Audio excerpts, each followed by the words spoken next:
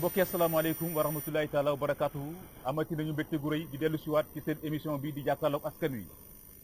jàkkaarloog askan wi comme nañu koy faral di waxee émission la boo xam ne nii yéen askan wi yéen a ko tax a jóg dañuy sol suñuy dàll fekk leen ci seen biir gox wala sax ñu fekk leen ci seen biir barabu liggéeyukaay dajale leen waxtaan ak yéen ci seen i jafeñ-jafeñ su ko defee ñuy jëm a xool pexe ak yoon yi ñu war a mën a jaar ba jéem ci indi saafara tey ji nag seen émission jàkkaarloog askan wi dafa seq ay jéegoom ñëw fii ci commune Kër Massar wuy si woote collectif de défense du patrimoine foncier des Parcelles Assainies Kër Massar Rufisque 1 ñoom ñooñ fi wootey ñu wuy si leen mu nekk nag askan woo xam ni jamono ji ñu ngi dund ay jafe-jafe ci seen wàllu suuf lan moo waral nag jafe-jafe yooyu le ci kanam tuuti daañu ci dellu siwaat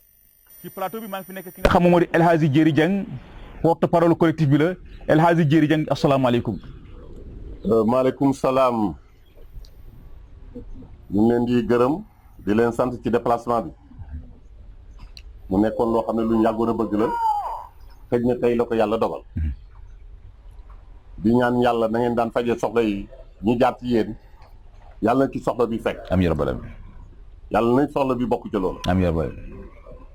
maa ngi commencé sama waxtaan di nuyu imaam yi ndax ci ay mukalaf ay kilifa rek a fi nekk. bu mu paree ci imaam yi maa ngi nuyu délégué de quartier yi ndax ñoom aussi noppaluñu guddi noppaluñu bëccëg dañoo boot te xam nañ ne ñun ñooy seen njaboot te lu ci war ñu ngi koy def. maa ngi nuyu képp koo xam ne déplacé wu na ñëw fii tey xëj na boo gisee lii demee nii sax fañ ko waroon a def fañ ko waroon a defee dafa amoon jafe-jafe. dañu ko tere. ñu xam ñu tere ñu ko. pour bañ coow moo tax ñu ñëw ci kër délégué de quartier unité 23. def ko fi. jërëjëf El Hadji Diéry naa dellu soit si yow si kanam tuuti ba tey maa ngi fi nekk ki nga xam ne nii moom moo di Meissa Fall moom it membre la ci biir collectif bi Meissa Fall asalaamaaleykum. waaleykum salaam wa rahmatulah taala wa barakaatu. mbokk yi ñu ngi leen di nuyu di leen sant di leen gërëm ñu ngi leen di nuyu kenn ku ci nekk turam di leen balwaax di leen balaax di leen baal wax ci déplacement bi ak dérangement bi ndax xam nañ ni jot gi jafe na tey temps bi yombul waaye mbir mi jar na ko ndax kenn ku ci nekk ci ñun bu daggee itteem ñëw ci lu mel nii day jëmmal ak yëg ak Pastef bi nga xamante ne nii am ngeen ko ci lii ngeen xamante ne nii moom moo dëgmal sunu kanam nekk loo xamante ne nii ay fitna daal la ñu bëgg a indil loolu moo taxoon suñu daje bi tey. incha allah bu neexee yàlla. ba tey ci wetam ñu ngi fi nekk ki nga xam moo di député Moussa Cissé Ngana yaakaar naa ne ñëpp ñu bëri xam nañ ko député Moussa Cissé ñu ngi lay nuyu. maa ngi lay fay Seydina Omar mbooloo mi salaamaaleykum wa rahmatullah Seydina Omar danaa ñëw rek ci li nga wax ne lu mel ni dafa xewoo dëkk bu ñuy wax Maka Guy ca Nganda région de Kaffrine ma dem fa fekk dëkk ba lépp takk ba jeex ba ñetti nit dee fa. fekk ñu kenn koo xam ne lu bokk ci gouvernement la ne ci dëkk ba Gambie ñoo mujj indi seen sécurité ak seen seetaan ni ndox di leen may ndox ma dem fa wax bu daw yaram ba ma dikkee ma dem seet yi Sidi Lamine Niass yàlla na ko yàlla yërëm ñoo war nañ ko ñaanal ñu seeti Sidi mu xeebal leen yéen ngeen fekk ma Maka Guy nga xam ne mbaa ëpp na 300 kilomètres ici ca frontière u Gambie nga xam ne diggante ak Gambie ñaari kilomètres rek la ak frontière u Gambie bi ngeen dem fa def fa émission résultat boobu mu andi fa. dëkk ba tey boo demee ci réew ma mooy dëkk ba fa gën a rafet ndax bi émission bi jàllee man Sandaga rek jox nañ ma camion gu yëre Sandaga rek dañ ma dajaleel camion gu yëre ci seen yëre yi ñuy jaay yëre yu bees jox nañ ma lu jege 1 million ci xaalis Sandaga rek ndax émission bi ngeen gis importance su émission bii loola mu dem Maka Guy tey Maka Guy boo demee daanaka dëkk bépp seng nañ ca seen xalaat ja nga xam ne nit ñi cotisé nañ leen ko kon suñu njëkkee fii tey gëm naa ne seen soxla si faju na Seydina Omar. jërëjëf ci seede yooyu la am na solo jërëjëf député Moussa Cissé kon mbokk yi ci foofu la ci la ñuy tàmbalee émission bi damay faral di wax ne kër moom boo fay dugg foofu ala kulli nga jaar ci buntu kër ga tey jii taxawal ngeen benn collectif du PECO collectif pour la défense du patrimoine foncier des Parcelles Assainies de Kër Massar loolu bu ñu ko waxee rek dafa fekk na problème am na ndax mën nañoo xam collectif bi lan moo leen animé ba tax ngeen taxawal ko. waaw loolu danañ ci mën a waxtaan daañ ci mën a tontu waaye nag auparavant dama lay xamal ne collectif bi du lu ñu dem ci kër kenn ku ne waxtaan ak moom ne ko lii màllale mouvement spontané la. ok dañu am naqar am métit kenn ku ne am loo sentir ñaari nit ñetti nit ñu wootante ba dem di xeex li nga xam ne ñun ñoo ko bokk moom loolu mooy indi collectif ba tax na sax collectif bi boo ko seetee bureau amu fi benn poste moo fi am porte parole ñu jox ma ko ndax li waral coow li mooy même bu dee waa dëkk bi mën nañoo jël seen alal am fu ñu koy yóbbu ñaare ku dëkk bi nekk bitim réew balaa ngay dugal sa alal da nga koy dugal ci fu leer ñu xamoon ci li ñu xam depuis Sénégal am indépendance 1960 ba léegi SNHLM ak SICAP ñoo fi newoon suñuy papa ak suñuy nijaay fa ñu amoon kër ndax ñaare boo fa dugalee sa alal day ñëw donc ku juddoo ci loolu bala ngay digaaleeg ma Samba mbaa ma Demba da ngay xalaat dem ne maa ngi dem ci état dem jënd moo tax li commencé unité 1 ba unité 26 ba 27 ñu dem HLM waxtaan ak waa HLM ñu jox ñu suuf la ñu warloog ñoom ñu jox leen ko ñu jox ñu kayit ne dem leen dëkk am ñu dajale tabax am ñoo xam ne ñu ngi ut amaguñ di xaar am ñoo xam ne ci diggante bi dem nañ à la traite am na ñoo xam ne ñu ngi muñal seen doom yi def stage pour bu ñu fayoo mën a tabax loolu mooy dëkkuwaay bii ñu nekk nii tey ñu ne ci loolu am na ñu fi dëkk ñaar fukki at am ñu fi dëkk fukki at ak juróom man mi ngi wax ak yow nii tey maa ngi fi dëkk fukki at ak benn. kon yàgg na daal dëkk bi. yàgg na donc loolu su fekkee ne am na ñun lañ warloo HLM ñu def ko HLM aussi li mu warloo ñun mu def ko parce que dama bëggoon tey waxtaan bi fi jógee mu xaw a leer tuuti ci bopp nit ñi. ci bismillah moo tax a ñëw. ndax boo gisee kayit gii ñu jot tey dafay mel ni suñu kilifa gii préfet bi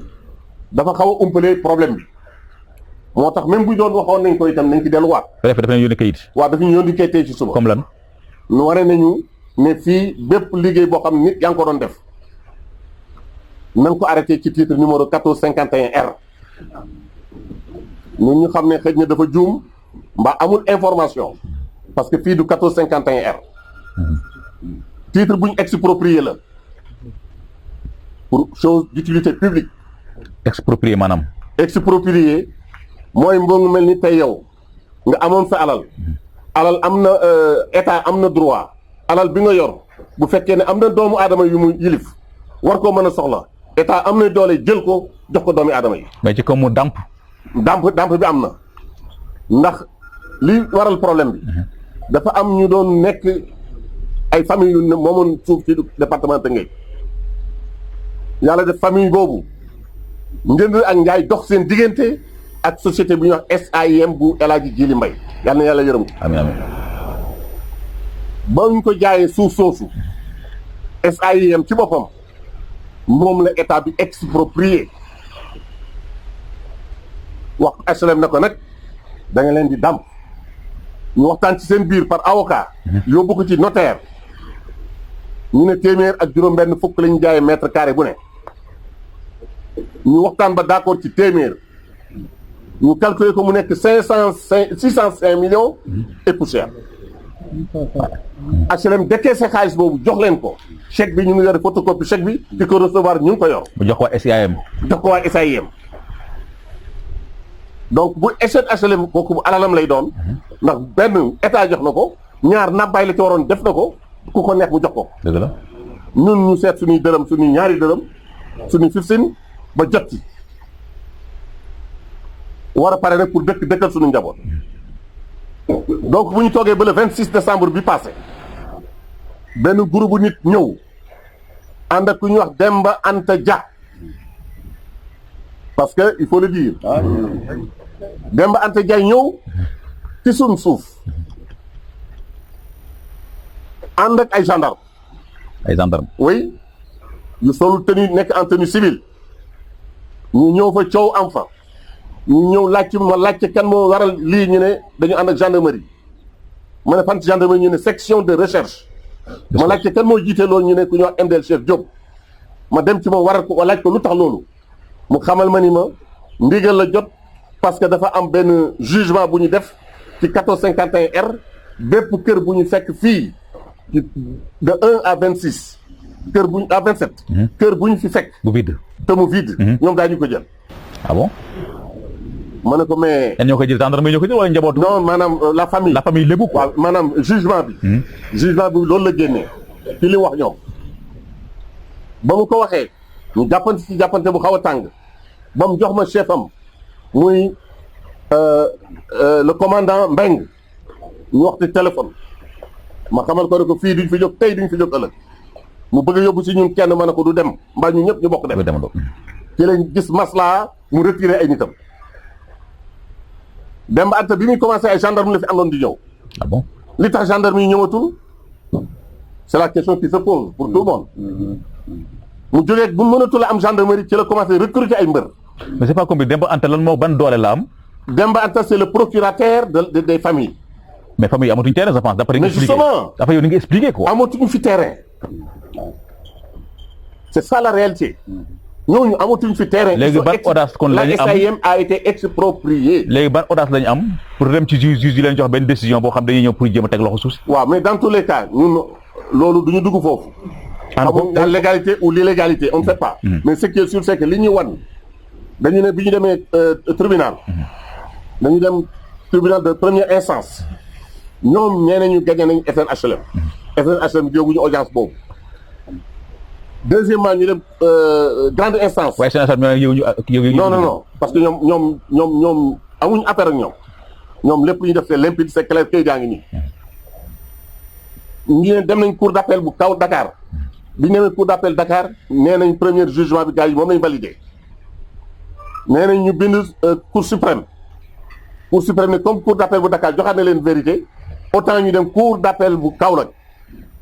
nee na cour d'appel bu Kaolack jox leen le dernier jugement. affaire bi waroon dem cassation. bi ñu waxee loolu ñun gëstu nañ ko pour seen jugement bu Kaolack. ba à la dernière minute jotuñu loolu. et même suñ ko jotoon ñun loolu du suñu wàll. ñun HLM moo ñu jaay te HLM ci base yu claire dañu jaayee ndax quand même yàlla fii may nañu ñun. mais ci base yu claire naa si dellusiwaat ci kanam tuuti parce que am na yoo xam foofu ñu leeral ko aussi mais Fall xam nga li ma xaw a fi ma la bëgg a interpeller moo nekkoon par rapport ak njabootu Anta Dia soxla Demba Anta Dia parce que Demba Anta Dia bu fekkee ne jël na décision wax ne dafay ñëw pour jëm exproprier ay terrain man nangu ay terrain ànd ak ay gendarme c'est parce que am na ñoo xam dañu nekk ci ginnaaw di ko doole wala soit moom mu am kayit goo xam ne kayit gu leer la pour mën a def jëf ju ni mel. waaw alhamdulilah dañ lay gërëm encore di la remercier di la baalu ak ci coono yi di kontaan lool wax dëgg yàlla ci question boobu nga ñu posé ndax Demba Anta bul fàtte ni moom dafa nekk jarbaatu Yérim Jaxate bu Tëngéej kenn kuy sénégalais ku ne dégg nga ko ci histoire suuf Yérim Jaxate boobu moom moo représenté woon famille wu lébu bi nga xamante ni moom mooy déclaré moom moo woon 1451 loolu moo ci dugal Demba Anta yaayam moom moo bokk ci héritier wu fa Mbagour Diagne yaayu Demba Anta moom loolu moo ko ci boole loolu bu amee fitu ñëw ci terrain bii nga xamante ni ñun moom lañ dëkkee ni dafay am benn sañ-sañ comme ni nga ko waxee njortu naa ni dafa juum wala ka ko yebal juum wala histoire problème mu foncier bi nga xamante ni nii tiital na Sénégal yëpp ci actuellement ndax problème mu xaalis mais SNHLM bul fàtte ni société d'État la société nationale des habitations à loyer modéré loolu moo taxoon expropriation bi mbokk bi di wax nii léegi état wu Sénégal amoon sañ-sañu def ko jox ko ndax moom ci ndimbal njaboot lañ ko xamee te bul fàtte ni aussi SNHLM ñi ngi ko créé woon en 1959 ak tey jii foog naa ni 62 ans la kon suñu classe gi nekk fi yëpp SNHLM leen mag kenn mus leen a dégg ci coowu suuf mus la am boobu ba léegi loolu moo ñu may ñun fit bi ñu amee soxla jënd suuf ñu dem ba ci SNHLM ñu ànd. li ma jaaxal mooy que damaa dem ci site bi doxatu naa ci site bi ànd ak suma caméraman waaye dama ñëw fekk ay maanaam yenn sites yi gars yi daal di koy clôturer yi ñu muré ko. alhamdulilah rabbil alamin loolu li ma lay ci tontu lu yomb la loolu ñu def ñoom ñooñu groupe Cheikh groupe bu Demba Anta boobu ñooy bàyyi ba Parcelles Assainies yi góor ñi fi dëkkee wala kilifa yi dëkkee dañuy dem liggéey ndax liggéey lañ xam buñ jógee dem liggéey ñoom ñu rocceeku jaar ci suuf ànd ak seen i bandi ay mbëri làmb bëgguma citer seen i tur di wër terrain yi nga xamante ne nii kenn clôturé wu ko ñu koy jaay clients yi nga xamante ne nii ay receleur lañu parce que sàcc boo gis day am receleur amul beneen explication du ñu xamul lañ ko jaay ñu xam ñoo xam ne ci loolu la ñuy liggéey ñooñu lañ ko jaay ñooñu nag ñooy profito ni dañuy jéem a clôturer lan la ñuy clôturer alalu seen mbokkum moo xamante ne nii seen frère lay doon wala seen cousin wala koo xamante ni xëy na ma nga bitim réew mais ñun ñu dëkk ci dëkk bi xam nañ ni loolu duñ ko mas a seetal ñoom clôture yooyu ngay gis jàppal ni nañ ko amee lewul ndax këyit yi ñu am mbokk mi wax na ko léegi foo la ñoom ci seen bopp acte yi nga xamante ni moom la ñuy defal clients yi ñuy jaay acte de cession la acte de cession te ñoom dañuy réclamer titre foncier 1451 bi la ñuy réclamer kon 1451 titre foncier 1451 R titre foncier la ñoom client buñ jaay acte de cession lañ lay defal. mais li ma si jaaxal mooy que sànq maa ngi doon laajte ñu ne ma ñiy tabax dañu am autorisation de construire yoo xam ne c'est la municipalité moo leen koy décerner. voilà foofu aussi dañ fay interpeller municipalité bi exemple bi boo ko gisee bu dee xam nga autorisation de construire ni muy mel xam nga ne dafa am ay service état bi fu autorisation bi di jaar. c'est vrai loolu gisoo ko fii kon am na lu muy wut lii nag dañ ciy interpeller kilifa yi nga xamante ni ñoom ñooy def lii. commune Jaxaay moo ko joxe.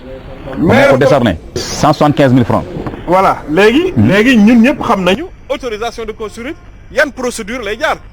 dafay am ay amplification yoo xamante ni cadastre fépp lay jaar boo xoolee bi amu ci kon loolu am na lu muy wundu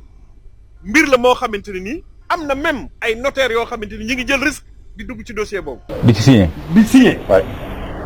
maanaam acte sous scène privé yi nga xamante ne nii huissier de justice moo ko waroon a def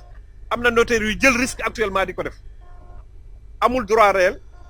amul plan cadastral amul dara loo xamante ne nii amul plan parce que yow bala ngaa am droit jaay ci notaire wala bala ngaa jënd ci notaire mais ki lay jaay day am plan justifié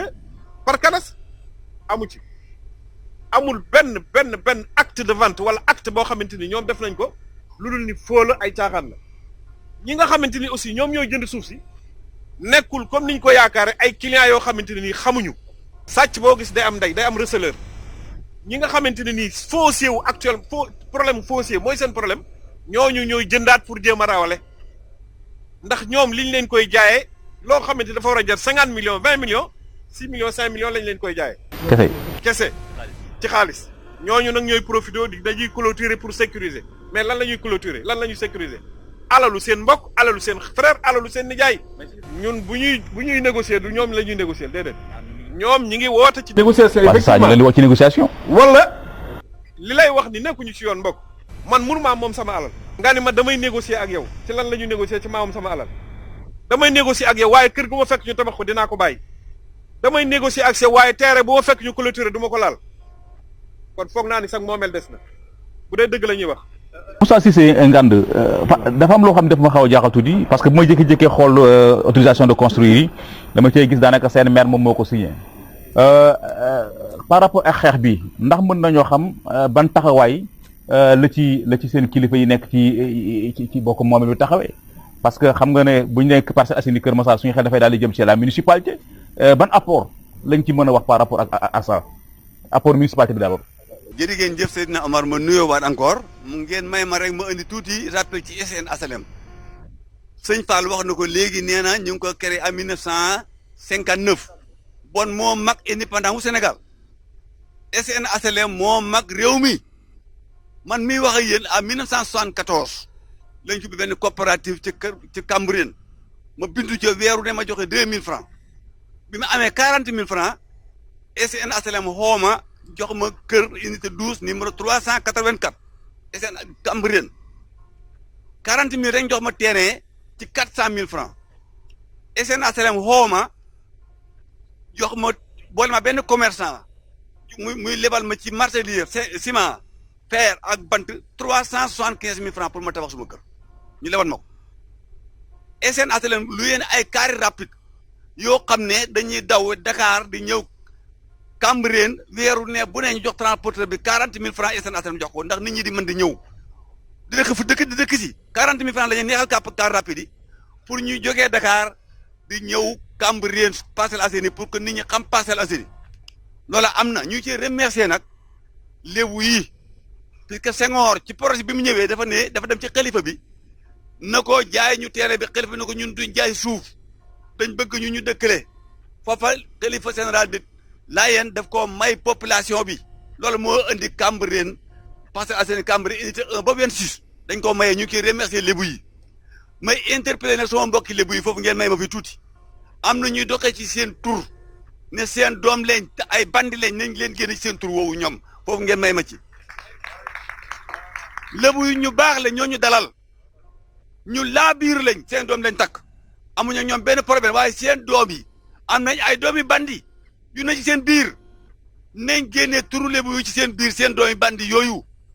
loolu na leer léegi ñun amuñ dara lu ñuy wax lébu yi loolu da leen gërëm di leen ñaanal ndax ñoo ñu dalal ñoo ñu jox suuf ma ñëw ci li nga wax léegi SN HLM daf ñu jox këyit lu leer naññi ñu fay ko non joxuñu permis de ko SN HLM permis d'occuper la def moom bu amee titre foncier Cambérène gële am na titre foncier mais du def titre foncier puisque lépp loo xam ne Parcelles Assainies la bokk ay dossier nekkul domaine nekkul fenn SN HLM la ne directeur ba nommé un chef de l'État moo koy nommé par décret mu am droit lépp loo xam ne signé na ko état bi moo ko signé ba amee ba léegi loolu mooy am mosuñu am problème ñëpp wóolu ko li nga xam ne nag moo mënta nekk Seydina Omar may koy wax fii léegi ku mel ni man mii ñëpp xam ma ci SN HLM ma am ay mbokk ak ay doom ak ay xarit ñu ne bitim réew ñu am ci man confiance trop ñii dama yónnee 5 millions 10 millions 15 millions 20 millions wallahi am naa xarit boo xam ne yónnee ma 20 millions pour ma jëndee ko terrain ci suma lu ma jënd ma dugal ko ci suma armoire dem Saalum bay dafa ñaari weer mosul maay woo kooku xam nga am na ci man confiance est-ce que man danaa nangu kii am alal jooju yónnee ma ko ma dem ci état jënd terrain ba ba tey nit taxaw andiwut benn këyit bëgg a nangu terrain boobu sax xale bi ma nga xam ne maa ko jaay nekk Amérique wala mu nekk France wala mu nekk feneen kooku suma bakkan lay jaar jakk balaa moo jaay ci terrain bi ay xale ay doomi sénégalais waxuma yéen ñu nekk fii ñu ne ca sedd ba ñu nekk ca glace ba dafa lëggee sonn fa lool yónnee Moussa Cissé 20 millions ma jënd ko ma woo xale bi ne ko sa terrain ba un demba xaw ma lan nangu na ko danaa dee jakk balaa loolu di am billahi danaa dee jakk. mais est-ce que yaakaaroon aussi Demba aussi dafa am ñu ko dooleel parce que. Demba parce que am na aussi yoo xam ne nii daanaka sañ-sañ la parce que nit koo xam ne nii daanaka dafa ne SN HLM moo ko moom te ñëpp xam ne SN HLM c'est l'état. tey jii ñu dem ba finalement fekk ay nit seen i terrain dem ba di ko jaay dem ba ay nit dem ba di ko tabax kon Demba Anta mi am na ay kilifa wala ay ponkal yoo xam ne ñu ngi ci biir ñu nekk ci ginnaaw. am na ndey Demba am na ndey ndax bañ commencé ba léegi wax nañ ma ne depuis mois de décembre la fi commencé gisuñu préfet gisuñu gouverneur gisuñu sous-préfet gisuñu maire ñu rek la ñu wax ci ak ay bandi li ma ci jox preuve loolu di bële passé procureur bu Rufisque convoqué nañu ma ñëw toog ak kim convoqué dana wax procureur mu ne man rek nag maay wax sama waxee kenn du wax billahi procureur bu Rufisque moo ñu ne moom rek mooy wax su waxee kenn tontu mu ngi may dégg procureur bu Rufisque moo ñu convoqué Demba bandi boobu Demba toog ñu toog ci benn salle man maa ngi toog mu ne man maay wax su ma waxee kenn tontu ma ne procureur dañuy wax ba mu waxee Njaay daayira tontu ne ko man damay wax ñu forcé mu wax kenn ku ne wax li nga xalaat du ma ci mën a xaag si tey waaye la ma wax procureur man moom laa leen ay wax mu ngi may dégg ma ne procureur wax nga ay yoon de affaire yoon xaw leen fii bindi leen lii andi leen ma lii yow de yàlla mën naa def nga bokk ci ñu jub ñi waaye ñun dañuy xoolatul suñu succès ndax dañ fee gis ñoo xam ne tey lii rek da cee joxe preuve fekkee ne Demba Anta mii ñeme na moom juróomi nit ay junne nit dëkk ci Parcelles Unité 1 ba 26 muy dugg seen biir moom mii bëgg a nangu seen kër yi ngay ñu ko teg fii di wax ak moom di wax lii am na ndey. procureur maa ngi lay ñaan wax sa mbokk ci suñu waxal ak ñoom ñu xawale nañu ci yoon suñ ko deful doole dana ñëw kenn ku defa sa doole te loolu réew moo tas la réew moo tas la fekkee ne atteewuñ yoon billaahi réew mi day tas te loolu lañ war a moytu ñun ñëpp nag. El Hadji Diéry effectivement wax na ko sànq c'est-à-dire dafa mel ni ko tàmbalee dëggal li nga xam la doon wax kon c'est-à-dire que xam nga dem ànd c'est-à-dire du mu sax su du turam mais xam nga dafa am yenn njaboot yoo xam ne bu ñu jékki-jékkee dem ba finalement ñëw fekk terrain boo xam ne titre foncier la SNHLM moom moo ko moom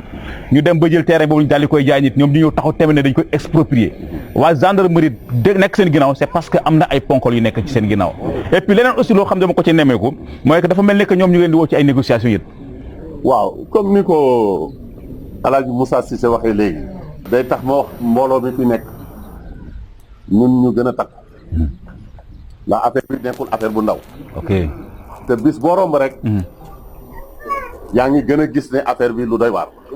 ñun lii ñu boole nii façon nit bu nekk ngi ci suñu biir. ñun dañu xam yoon bëgguñu jalgati yoon. woo nañ leen ci ba sonn. waaye nag loolu nga wax. nelaw am na ci suñuy autorité administrative. pas parce que le fait que préfet ngeen bëgg a def rassemblement préfet interdit. même bu dul loolu sax njëkk nañ fi def marche il y a 3 semaines de cela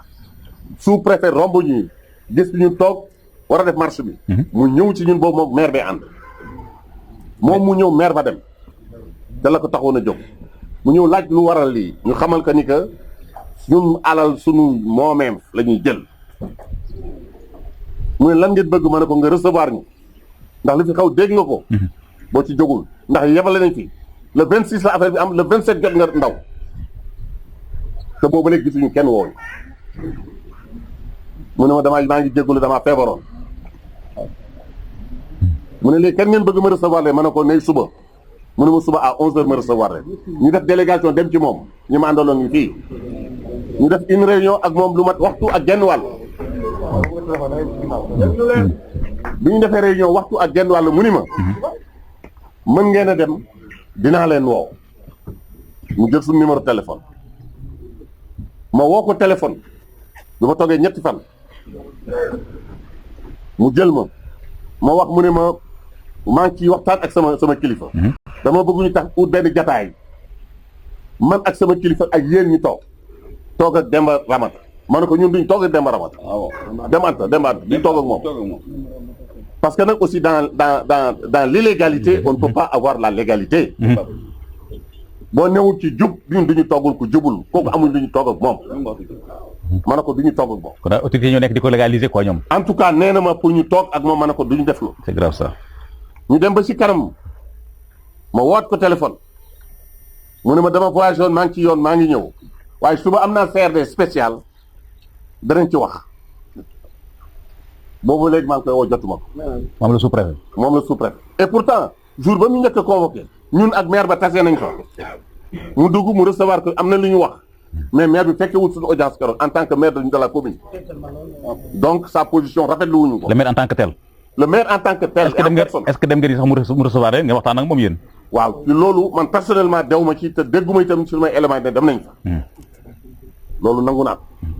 mais waroon ngeen dem gisante ak moom waxtaan ak moom ne ko problème bi c'est quoi le problème. loolu nangu naa ko. loolu nangu naa ko defuñu ko. wala sax moom mu ñëw seet si leen. waaye nag li ñu tax defuñu ko. dañ ne bu déggee amee clameur publique procureur bi war na mën a autosaisir wu. ça c'est vrai. boo rombee say nit ñu nekk ci jafe-jafe nga nekk maire localité boobu nga romb leen na sous-préfet ba defee ba bàyyi li mu doon def ñëw ci ñun waroon na ko mën a bàyyi aussi ba ñëw suñu wet mais il l'a pas fait dafa dem. tase nañoo ñoom xam ne ne loolu moo ñu tax a jóg ndax wax na ak sous-préfet avant muy dem waaye nuyuwante wuñu jóg ñun. d'accord moo tax ci côté boobu am na seetaan su suñu biir. Sénégal c'est un pays organisé. ça c'est vrai. bu yenn yi xewee ci dëkk bi préfet bu Tëngéej waroon na ko mën a yëg. démb dañu def réunion commissaire wooma ne ma bu ñu def lii tey ma ne ko nag ñun woote nañ ba pare te dañ ko def. mu ne ma waa même kon bu leen ko defee fa ngeen koy def. ah moo tax ñu fekk fa ay gendarme la wala xam ay policier te suba mu xëy woo ma téléphone ne ma naa fa dem mu laajte man ndax am ngeen bureau ma ne ko defaguñu ko benn poste boy porte parole mu entendre ma sur procès verbal kay banque lu ma laaj jox naa ko. ci wàllu information. toutes les informations pour ëllëg lu mën a am. lu mën a xew lu mën a xew dafa laa bëgg a ñëw parce que actuellement dama gis ne yéen a ko doon wax di ko jooy saay surtout muy sa mooy que ay mbër yoo xam ni daanaka dañ leen instrumentaliser maanaam ñuy ñëw di fekk nit ñi ci terrain yi maanaam di foqati affaire yi par force ci borom terrain yooyu la yéen en tant que collectif yan matukaay ngeen jël par rapport à ça. waaw dañuy rafetlu question bi. di dëggal loolu nga wax noonu muy mbër yi ñoom écurie yaa ma neex ama neex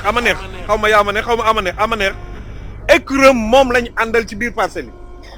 ama neex ci boppam mu yor jaasi boole ci ama neex yor jaasi encore boole ci dugg ci biir parcelle yi ànd ak ñoom nëbbatuwul làqatuwul pas bu mu fekk wala nit ku mu fekk yow kenn yaag say maçon ci biir chantier bi mu harcelé la yuuxu la arrêté la kii sama ginnaaw bokk na ci teg na ko dënn yuuxu xaw ko dóor ni ko boo jugul fi yow yaa may boole bés bu nekk boo fi jugul dinaa la dugg ci paa bu toll nii ñun nag xeexuñu xuloowuñu am na doole di ndax xam nañ ñu ci yoon lañ nekk xulooloowuñ kenn xeexloowuñ kenn yàquñu defuñu dara waaye nag xam nañ ñu ñun nous sommes légitimes loolu xam nañ ko te ci loolu yoon woowu la ñuy dox ndax ay kilifa lañu ay responsable lañ duñu xeex duñu xuloo waaye nag danañ jaar lu yëpp lu ñu yoon may danañ ko jël alal ji tamit nga xam ne ñun ñoo ko moom ni ko député Moussa Cissé waxee léegi moom moo ci nekk suñu bakkan dong la ñu mën a jaar pour jël ko ci ñun. non man dama xam nga député Moussa Cissé dañ ma waxee par rapport ak audience bi nga xam ne dañu seet ak procureur ni procureur waxee man sama xel dafa xaw a tey.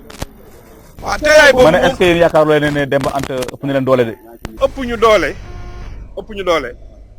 mbir mi enjeu wu foncier enjeu wu xaalis la du leneen. suuf si nga xamante ni yow da ngaa fekk ñu viabiliser fekk ndox mi fekk courant yi depuis Abdou Diouf population bi dëkk yow nga ñëw investiroo 1000 francs fekk terrain yu jàmbur nga koy jaay 5 millions 6 millions kooku 1 million ba bu la neexee 2 millions 3 millions bu la neexee jox ci ku la neex ñun nag mënuñoo moom suñu alal ba pare di ci joxewaat xaalis. kon du mën a ànd mooy négociation yi quoi. loolu mooy problème député Moussa Cissé par rapport à ça lan la ci SNSLM def moom jéego yi. man daal recommandation laa am ndax fu mu ne mag leen te fekkee ni lu bari ci réew mi recommandation bu may am maa ngi koy wax ak état bu Sénégal. d'abord recommandation yi est-ce que dem ngeen seeti ji SNSLM est-ce que pour exposer leen problème bii. SNSLM recevoir na collectif bi wax na ak ñoom la mu wax enregistré nañ ko ñu ngi kase di man lañ leen koy yónnee la mu wax lu leer la kayit yu leer la am nee na SNSLM du jaay kayit yu leeru ñemewu ko te gën la mu wax gëm nañ ko wax naa leen depuis 1974 maa ngi liggéey ak ñoom mosuma gis lii am fi lii su amee nag kenn ko indi mooy Demba Anta moomu ngeen wax Demba Anta moomu ñun ñëpp gëm nañ ne am na ndey mais ñaar laay waxal ñi nga xam ne ñoo làq Demba Anta ak koo mën a doon dañ la dàqar ci koo làq Demba Anta ak koo mën a doon ci réew mii dañ la dàqar ci wax nañ ma ne am na ñoo xam ne ci kilifa yi am na ñu fi seen jabar am ay kër yoo xam ne ñoom bandi yi jox nañ leen fi ay terrain yu jàmbur wax nañ ne am na ñoo xam ne ci ñoom seen jabar yi bandi yi jox nañ leen fi ay terrain te dana leeri li ci tegee mooy ñi nga xam ne ñoom ñi wax ne ñu ngay jënd faal mi wax na leen ko léegi xanaa lu nit ñàkk xam-xam boo ma defalee acte de cession def ci numéro titre foncier ñaar yu dañuy bokkul yoon acte de cession titre foncier bokk ci benn këyit loolu lu ñu jàng di xam ne warta mën a ne titre foncier mënoo koo jaayee fenn fu dul notaire sénégalais bu jël sa xaalis nag di ko jox nit ci mbedd wala ci ruq wala ci ab salon titre foncier yaa sànni sa xaalis lu ma leen ay wax ñoom nañ dem seeti bandi boobule képp ku ko jox xaalis pour Parcelles Assainies dem mu jox sa xaalis wallahi boo ko joxul ñàkk nga fii kenn du fi am benn morceau benn terrain ku fi am terrain buñ deewul ñun danañ leen garantie si benn terrain du fi rëcc bu soobee yàlla buñ deewul. jërëjëf dinaa dellu soit si yow tuuti El Hadj Yéri par rapport ak SNSLM taxawaay bu mu ci war a taxawee ndem waxtu waa ngi dem te dañu ne jàkkaarloo askan wi. léegi li ñuy def mooy jël kàddu gi delloo ko askan wi su ko defee ñu dellu soit ci plateau bi. askan wi ñoo mooy yóbbante jafe-jafe yi ñu nekkee. asalaamaaleykum mbooloo mi fi teew man la Macoura Gueye délégué de quartier unité 23 bii ñu nekk nii kon mbooloo mi fi teew ni ngeen teewe massivement rafetlu nañ ko wax dëgg yàlla nii la kon lii wone na ne liñ ñu teg jaaduwul te duñ ko nangu te duñ ko nangu ëllëg incha allahu rabbi maa ngi gërëm bu baax a baax a baax monsieur Diéré Dieng mi nga xam ne moom mooy porte parole collectif bi wax na dëgg bureau amu fi ndax lii dafa dalandoo ci bopp ñëpp ñu tase bi ñu tasee nag ñun ñëpp a mobiliser bokk benn bëgg-bëgg bi leen rek la SN HLM bi nga xam ne moo ñu jaay suñuy yef suñuy terrain parce que parcelles yi ñu ngi ko viabiliser depuis 96 boobu président Diouf la woon ñaata président fi dox muy 20 et quelques années ku fi juróon doom sëy na mbaa kii takk na jabar tey gii 2020 2021 mi ñu commencé gis ñu naan ñoo moomoon lii loolu mënuñu ko teg fenn kon état bi moo seetaan man nag li may alerter mooy état bi laay alerter waxoon naa ak sa point presse bu njëkk ba ne maa ngi koy njëkke ci président de la république borom réew mi xam ne li fi ne moo ñu ëpp information fuuf lii yëg na ko parce que li tax procureur mën a taxaw ne damay wax te keneen du wax loolu dafa jaaxal nit ñi koo xam ne dafay ñëw fekk ki moomoon parcelle am 20 ans ñaar fukki at kenn ñëw tey ne da koy jaay procureur laq ko ne maay wax te kenn du wax loolu mooy lan. li ci gënoon am solo sunu kilifa yi wax nañ ko. man fi may gën a waxee man si côté xale yi laay waxee. samedi ba le passé man dama fi ñëwoon si réunion bi paa yi doon def fii mais bi ma ñëwee ay paa kese laa fa gis ay paa on était pas plus de 50 personnes je me suis dit lii paa yi di xeex ñun xale yi ñun ñoo ko waroon a xeex parce que paa yi liñ tabax du pour ñoom mais pour ñun la ak ñun suñu ay doom. ma ne lan moo tax paa yi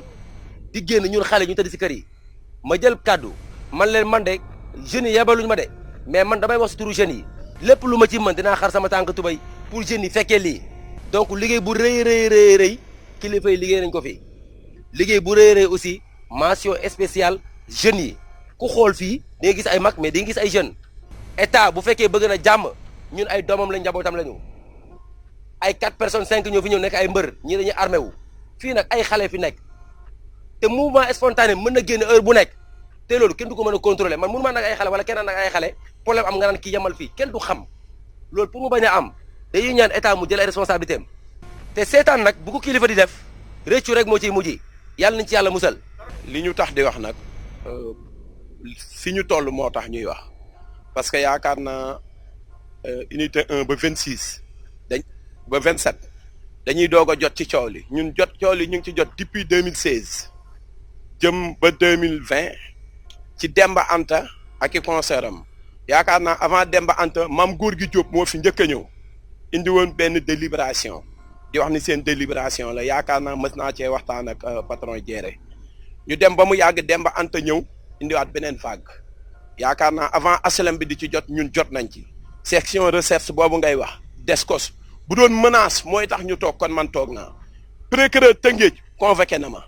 sous-préfecture bu Sangalkam convoqué nañ ñu kon donc lépp lu ñu fi def waxoon naa leen ni bis bu fi bakkan tëddee man Ibra Gaye dinaa leen dénoncer parce que dañ leen fee teg ngir ngeen yor suñu kaaraange délégué de quartier yi di seeni seede kuy def enquête man nga faa jaar Demba Anta bandi la te gis nga moom ama neex mi mu fiy yabal ëpp ñu doole manuñu te ay jeunes lañu ñàkk a am autorisation nag moo tax mbooloo mi toll nii waaye su fekkoon autorisation am na 1% wu mbooloo mi ñëwuñu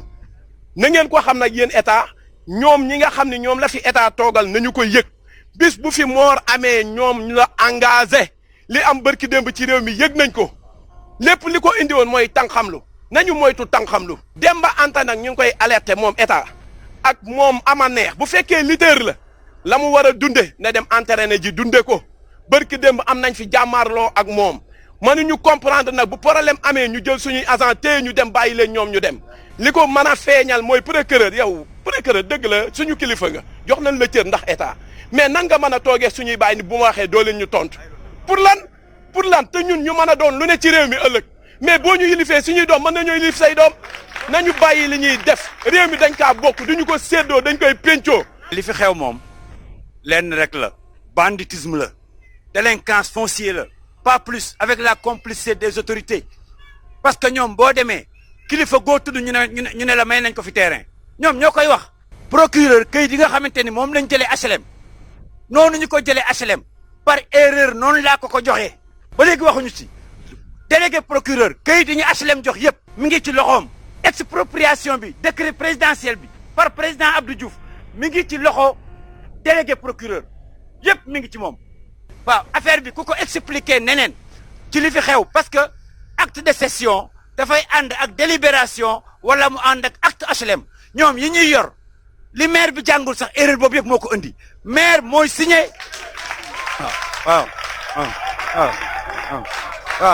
waaw maire bi li ko dal sax dafa garaaw parce que mënoo nekk conseiller municipal nekk agent municipal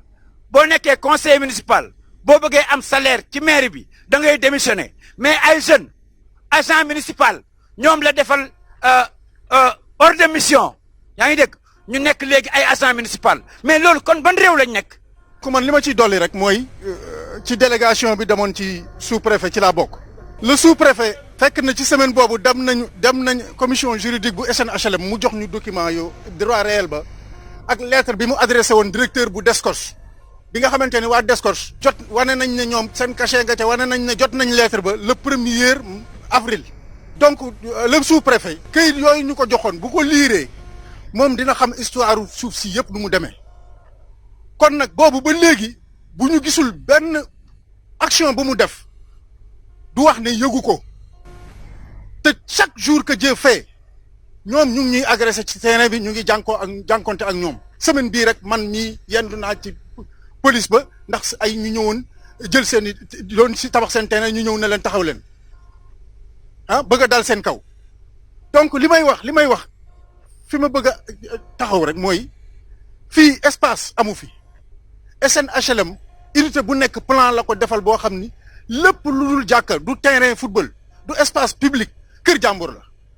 numéroté na am na borom teg borom jëflante na ak SNHLM ba yor ay këyitam kon bu ne espace bu fi nekk dama koy jël loolu man mënu ma ko dégg ñaareel ba li ma mënul dégg mooy kañ la Sénégalais comme yow ne décision de justice génn na jox nañ ma dëgg nee nañ ma demal nga jël terrain ya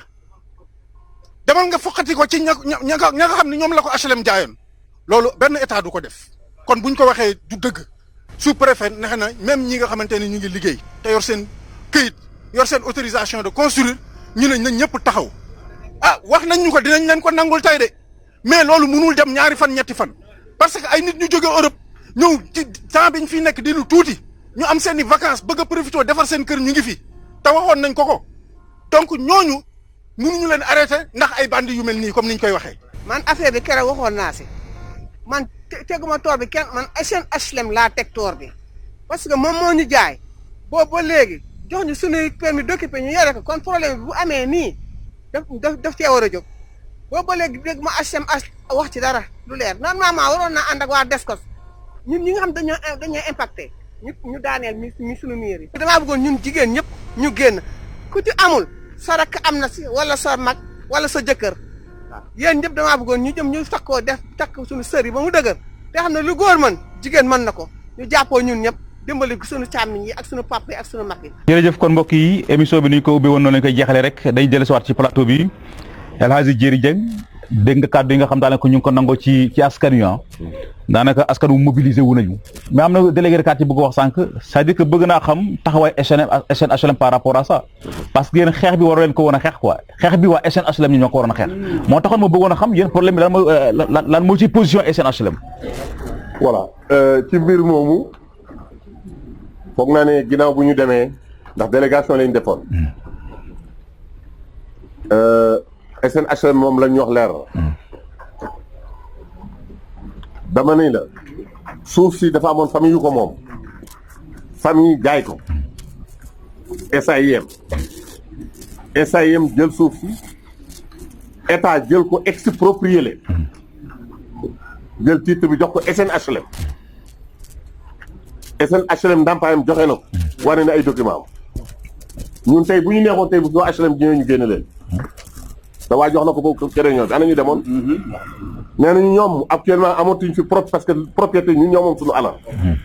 yéen koy defal seen bopp ñun ñoo koy defal suñu bopp pare nañ nekk pour def accompagnement. am nañ leneen lu ñu waxtaan waaye loolu ca kanam la ñun fi ne dafa am lu nekk en face ci ñun. lu nekk ci ñun mooy am na dem na ba directeur technique bi. mais en tant que état kay pour bañ dama poser question am ci diggante bàyyi ma yeggali foofu. ki nga xam ne moo nekkoon directeur technique te mu nekk léegi secrétaire général. nee na am na unité 18. 28 am na fa terrain. mu ne terrain bi ma jëndal sama bopp bu ma ñëwee fekkee nit ñëw di fa tabax dama koy jox sama bakkan. gis nga yëf yi ci man sama gis-gis mën naa bañ a nekk nag gis-gisu keneen. SNHLM ci kayit yi ñu wan mbéjum kanam borom moo koy faral fajal boppam. ndax ñuy basé wuñ ci benn document pour def li ñuy def. dañu ñëw autoproclamé wu ne ñoom moom suuf si dañ koy jël par force. c'est ça la réalité. bu fekkoon ne ci dëgg ñu nekk lu tax gendarmerie ba léegi accompagné wu leen am na lu tax ba loolu amatul. lu tax mu dem jëli ay mbër. donc encore une fois ci côté boobu SNHLM ñun nañ continuer suñu xeex man sama gis-gis. bu ñu demee nag ba war a am accompagnement ci yeneen sujet yoo xam ne tudd nañ ko fa. danañ ko wax mais tey li ñu tax a jóg mooy lii. looy tàggatoo. li may tàggatoo mooy il faut ñu gën a góorgóorlu. réunion bu njëkk bi ñu def fële 33 personnes la ñu woon. réunion ba ca topp 46 personnes la ñu woon. tey maa ngi laaj sànq xale bi Abdou Cissé mu ne ma 140 éléments lañ am. boo gisee 140 personnes kenn ku ne teewal au moins fukki nit. loolu ce n'est pas négligé. mais war na ëpp lii. danañ gën a organiser wu nag. ñu góorgóorlu. est-ce que nekkul décision bi préfet jël. par rapport à la décision du préfet. daal manifestation bi moo tax gars yi génnuñu wala. non dafa des na ba léegi. ndax mbir boo ci bokkee mbaa ngi ciy dund da nga ci war a feeñ ñu xam la. am na ñoo xam ne dañu ci am seen kër am na ñoo xam ne dañu yëkkati alal jox leen ñu utal ay nit ay kër bu dara xewee ñooñu ne ñu génn. na nit ñi génn. ndax fii kenn fayu fi kenn lu fi waaye di def it pour bëgg kon bi am jàmm rek a fa nekk. dégg naa ci panel bi am ku ni moom panel ba mu bokk Europe panel bi 2000 personnes ñoo ci nekk kenn ku ne danañ ci waxtaan kenn ku la war def nga def ko. gis nga ñii dañu am ay moyens ñun laajuñ cotisation déedéet mais laaj nañ contribution parce que li fii ñu toog nii ëllëg bu ñu koy def bëgg nañu def ko ci beneen foo xamee restaurant bu mën a jël 300 places. ñu toog correctement ñu mën cee waxtaan. parce que mbir mi nekk lu yomb te ñoom dañoo xaw a jiitu taxu nañu ànd ak dëgg. amuñu dëgg mais am nañu jiitu nañu. su boobaa nag lii ñu mos nañu tey nañ ko continuer kenn ku ne kenn mën a bañ yàq suñu diggante. ñun bañuñu ku ñu infiltré ku ñëw amul problème parce que ñun ci dëgg lañu nekk. jërëjëf El Hadji Diéry Dieng Maysa dafa mel ne que xeex bi yemul kese ci parcelle yéen ñi dëkk ci parcelle même ba ci dëkk yi nga xam daanaka yi nekk ak ci wet yi tamit ci la ñu bokk. waaw alhamdulilah dañuy rafetlu question bi. xeex bi mënut a yem ci parcelles yi. ndax bul fàtte ni aussi waa Kaay Baax ñoom ñoo njëkk a jot seen wàll. Medina Thioub 1 ak 2 ñoom it waa Enda ñoom ñoo njëkk a jël seen wàll avant ñoom ñuy egg si fii bandi yi foofu lañ njëkk a dugg parce que ñoom pour ñoom 1451 bi ñuy réclamer foofu la commencé loolu lañ wax 1451 bi mi ngi nekk d'après ñoom li état wu Sénégal jël jox ko Parcelles Assainies mi ngi nekk 121 hectares. 17 hectares 17 ar 7 santiar loolu la état wu Sénégal exproprié ci SAM bi mbokk mi wax léegi affecté ko SNHLM loolu mi ngi nekkoon décret bu 119 du 12 novembre 1997 décret boobu la ko état wu Sénégal jëlee woon affecté ko xeex bi yamul ci ñun jàppal ni. waaye it combat bi du yam ci ñun ndax mboole seen cité yi ma fi tudd seeni représentant ngi toog fii kon mbir mi nekkul loo xamante ni du yomb. li ñuy tàggatoo rek mooy population sénégalaise bi laay waxal ñi fi nekk ak ñi fi nekkul ñi nekk bitim réew. ñu xam ni suuf boo koy jënd dafa am yoon boo war a jaar ku la déclaré ni le titre foncier la lay jaar waaye nee ko nañ dem ci notaire acte de cession kenn du ko jaayee titre foncier acte de cession délibération lañ koy jaayee. li waral acte de cession soins et peines parce que domaine national mooy délibération moomuñu ko ba koy jaay peine bi ci nekk loolu la ñu am droit jaay moo waral ñuy def acte de cession ku la am titre foncier privé la notaire moo koy jaay kon kay jënd suuf ñi ma la wax nii moo tax ma ne la li ma la wax nii la ne ñii ay bandi lañ amal affaire ay bandi na ñoom ñoo koy jënd c'est parce que li ñuy def xam nañ ko loolu laa ni woon naa ci prêter attention nit ñi waa unité 20 ci Parcelles lañ bokk Moussa Samba si délégué de quartier unité 20 ñi ngi lay gërëm sa taxawaay rafet da wax dëgg yàlla mais ñoom it ci Parcelles lañ bokk nañ ci unité bi gën a impacté ñoom tamit. dem nañ fa sànq sax. alhamdulilah rabbil alamin voilà jërë ngeen jëf. man recommandation lay def Seydina Omar mooy maa ngi ñaan unité yi 1 ba 27 délégué de quartier ya buñ demee nañ daje dem ci élimaan ya nañ fa def réunion jàpp bis ak heure collectif bi dana ñëw assister leen ñu def ko unité par unité bu ne taxawul seen comité xale yi jiite ko ñuy surveiller seen terrain yi képp koo xam ne dikk na bëgg a tabax ñu ne la an sa këyit soo wanee këyitu SN asalem ñun suñu yoon ci autorisation ñu bàyyi la nga tabax boo ko wanewul doo tabax unité 1 ba 27 na ngeen dajee unité bu ne taxawal comité de gestion benn unité neex naay contrôler yéen ñëpp ngeen contrôler ko ku fa bëgg a tabax bu andee kayitu SN asalem ñun suñu yoon neew ci autorisation ma ñëw ci autorisation Seydina Omar xam nga état dafa am nu mu tëddee dafa am lu ñu tënk ñun ñëpp muy loi Macky Sall suñ dajee woon tey maag moom ci yoon dañ mën naan Moussa Cissé taxawal Macky Sall jàll nga doog a jàll suñ dajee ci saal damay jóg taxaw ba Macky Sall toog ma doog a mën a toog loolu mooy yoon ma nangul ko kenn ku ne am na lu la yoon may préfet gouverneur sous-préfet gendarmerie kenn ku ne suñ xaalis lañ lay fayee am lu la yoon may ak fu mu la yemale loolu yoon may leen ñoom nañ ko def suñ ko deful ñoom li leen yoon may ñun danañu ko bañ ñun te bañ leen ko nangul loolu mooy réew wax naa ko procureur bu ngeen nangoo respecté texte yi jox kenn ku ne a xam alhamdulilah su ngeen ko defut population am nañ fu la joo xem ni yéen liñ leen sant yéen defu leen ko ñu ne leen fa ñukk ni yàq boo naqari jëfante doole bu fekkee ne respecté ne lu leen yoon may ndax suñu xaalis lañ lay fayee suñu oto la ñuy dawal suñu essence la ñuy lakk li leen sant nañ ko def suñ ko deful ñoom autorité yi ak koo mën a doon la nga yore ak luñ la li wala lu waa may ñun population bi danañu ko nangu danañu ko foqati jëfande ko doole loolu nag foofu laa leen nay woote yéen population bi yéen fii yéen a yore ay këyit yéen a ne ci dëgg ñooñu nañ ñu abal suñu unité nañ ñu abal état bi na jóg na ministre bi jóg na président de la république jóg na gouverneur ñoom ñëpp ñu jóg fexe ñooñu band yooyu jógee ci suñu parcelle ñun ñu am jàmm jërë ngeen jëf. comme ni ko fi kilifa gi waxee am na ku ko wax fii léegi yàgg na gis nga lii du tey am na benn lébu boo xam ne bii sareet la daan yor di dugg ci biir parcelles yi bu fekkee ngay tabax mu ne la suñu suufas maam la lébu boobu bi mu jotee ba jotee ci bisow mi fi parcelle bàyyi woon ci bisow a dox di dox ba ñu jël ko ba tëj ko kon yàgg na man mii di wax ak yow ama neex ak ñi mu àndal xaw nañ maa door unité 13 ndax ne nañ maay paa bu bon bi maay paa bu fumiste bi xasaayit yi nga yor gëmoo ko boo ko gëmoon doonu xel di kalaami kañu fa jaay nag xaw ma gendarme la xaw ma lu mu doon moom la ñu jaay ñetti terrain yi moom laa doon waxtaanat ma ne ko yow lii nga jënd foo ko jënd ak jëndewoo ko ci yoon defe naa ne délégué de quartier ngi nii moo lu fa am moom laay woo léegi nag ñoom ne nañu man mii maay fumiste bi maay lépp man mii nag sama bakkan bi laa ci teg leer na ma leeral jëmmi sëñ Touba ak Cheikh Rafal balaa may xëy dinaa wér unité 13 ba mu daj lu ma fa gis lu nekkul yoon ma wax délégué de quartier bi ci loolu laay dund man ba may liggéey di kos-kosi ba am sama terrain bee ba tabax ko dëkk yi man aaruma sama bopp nit ñi laay aar ndax dëkk naa ci sama kër kon bu may son nit ñi laay sonal yéen ñii nga xam ne nag yéen doyen ak yéen ñëpp daal ñu ngi leen di sant di leen gërëm di leen ñaanal yéen waa wal fajri nag ñu ngi leen di ñaanal Sidi Lamine Niass fa mu tëdd yàlla na ko fa saa boroom fekk ak ay xiiwal di dotti ci kawam jërë ngeen jëf di wax ne na gaa ñi artu bu ñu artuwul dinañ atte loolu la Sow wax keroog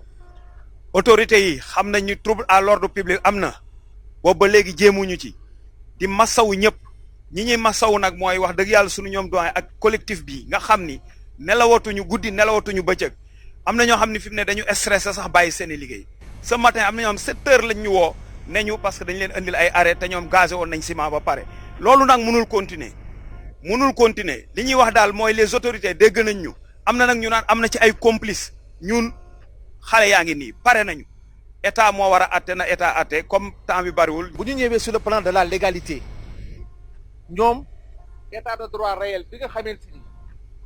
ba léegi ñoom moom la ñu yore di ko brandir état de droit réel boobu moo nekk nii ñoom ñoo ko moom c'est au nom du titre foncier 1451 alors état de droit réel bi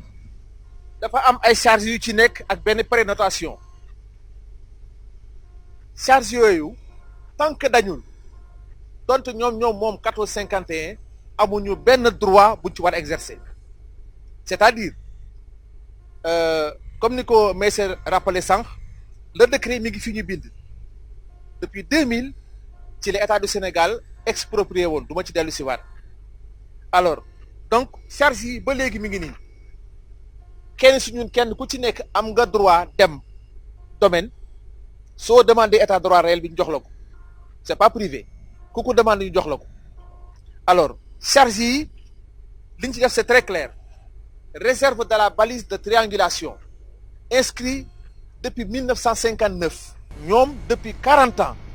vers 1976 ba léegi ñu ngi daw ci dossier bi charge boobu ñu ngi ko inscrit depuis 1959 ils étaient là waxuñu ci dara alors deuxième charge bi moom mooy expropriation pour cause d'utilité publique de 121 hectares suivant décret numéro tel bu état affecté HLM en vue de la réalisation des parcelles assainies ñun nag ci parcelles assainies yooyu la ñu bokk biñ ko exproprié ci SAIM indépendance bu fa Djily Mbaye ñun nekkatuñ ci 1451 c'est le